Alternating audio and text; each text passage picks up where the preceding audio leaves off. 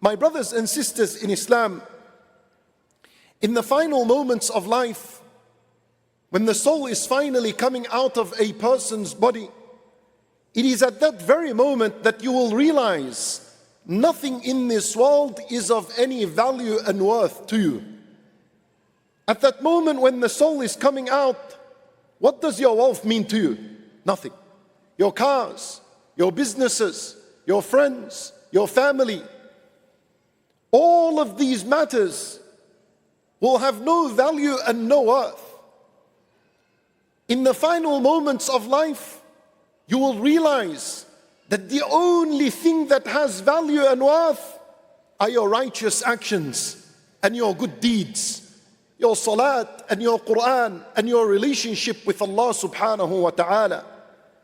And I tell you something, you better learn this lesson right now, because if you choose not to learn it now, wallahi, before you leave this worldly life, you will learn this lesson, that everything on earth has no value and no worth. The only thing that has value and worth are your righteous deeds and this relationship that you had with Allah subhanahu wa ta'ala. If you choose to learn this lesson now and work towards valuing what has value, then alhamdulillah. And if you choose to neglect and ignore this fact, just before you leave, you will realize what I had said, and you will say that was right, but it is too late by then. My brothers and sisters in Islam, this is why Nabi sallallahu alayhi wa sallam instructed us to remember death often. He said, أَكْثِرُوا ذِكْرَ هَادِمِ اللَّذَّاتِ. Make mention of death and make mention of it in abundance. And he called it هَادِمُ اللَّذَّاتِ, the destroyer of pleasures, because that's the reality of death. It destroys the pleasures of this worldly life. And every single day we see an example of this.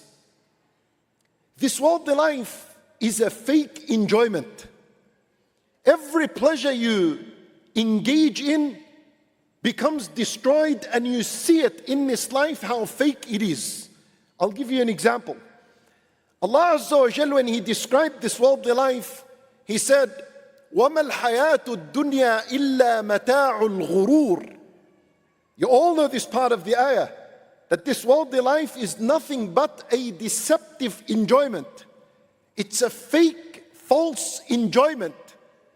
And you see this every single day. The food's in front of you. You enjoy the meal. Hours later it comes out. What a fake enjoyment. You drink the best of drinks. Then it comes out a few hours later. What a fake enjoyment. You sit with your friends and with your family. You chat, you laugh, you have the best times. All of a sudden you receive a call. Our friend has passed away. All of a sudden. No warning, no nothing. He's gone. What a fake enjoyment. Just yesterday we've enjoyed years and years together. And all of a sudden, I don't enjoy his company anymore. You wear the best of clothing. You save and you save your wealth to buy your favorite brand and your favorite sportswear. Then finally you purchase it. And a few months later, it wears and it tears away. And you throw it in the bin. What a fake enjoyment. وَمَا الْحَيَاةُ الدُّنْيَا إِلَّا مَتَاعُ الْغُرُورِ.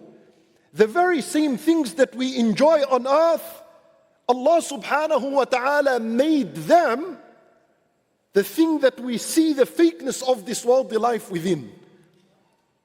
And so we're supposed to awaken to this reality.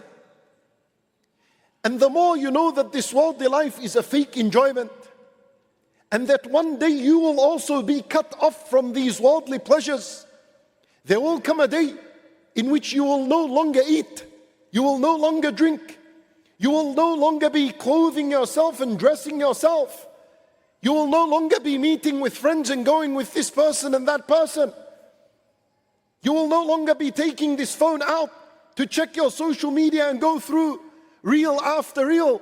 You will no longer be doing this. A day will come, And this is why Nabi sallallahu alayhi wasallam described death as the destroyer of pleasures. These are the things that you are pleased with, you enjoy. Death will come and will destroy them all at once. You won't enjoy any of them anymore. You're only there with your deeds, going towards Allah subhanahu wa ta'ala.